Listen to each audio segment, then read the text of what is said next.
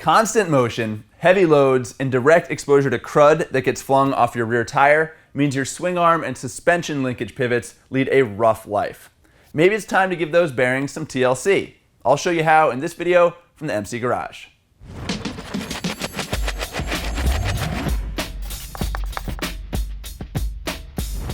Servicing your swing arm and suspension linkage pivots is one of those maintenance items that most people just don't bother to do. And honestly, there isn't really a set interval for when to take care of those parts.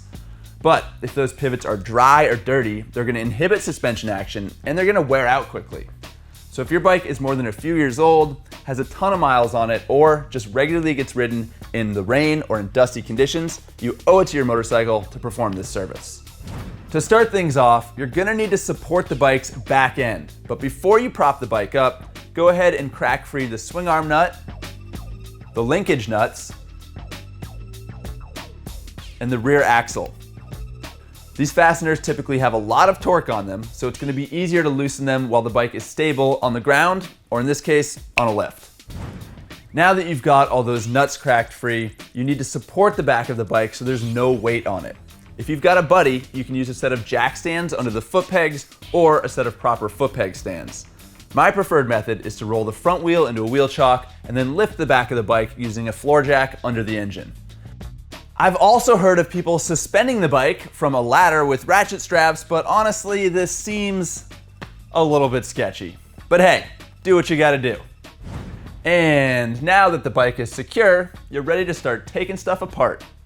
Begin by removing the rear wheel, chain guard, and the other parts that need to come off so that you can remove the swing arm and suspension linkage.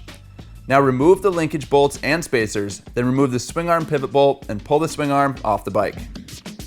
Next up, wash the linkage and swing arm with a rubber-safe degreaser. Use a soft brush and a rag to remove grime from the exterior of the parts as well as the bearings themselves. Then give the bearings a final rinse with an aerosol parts cleaner and allow them to dry. Since everything is apart and clean, you should go ahead and inspect the needle bearings, seals, and inner bushings for wear and damage. Missing needles, torn seals, or pitted bushings should be replaced, but minor scuffing on the bushings is perfectly normal. Now that everything is clean and inspected, lubricate the bearings with a quality waterproof grease. Use your finger to pat grease into the needle bearings, then slide the bushings into position and carefully wipe off any excess lubricant, which could attract grime and accelerate seal wear. With that done, reassemble the components and torque everything to the specs listed in your workshop manual.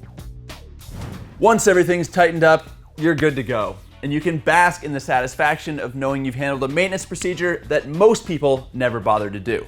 But hey, you're not most people, because you watch MC Garage. Now I know this is a tedious job, but it's not particularly difficult and it is important. It's a good one to save for a rainy weekend project.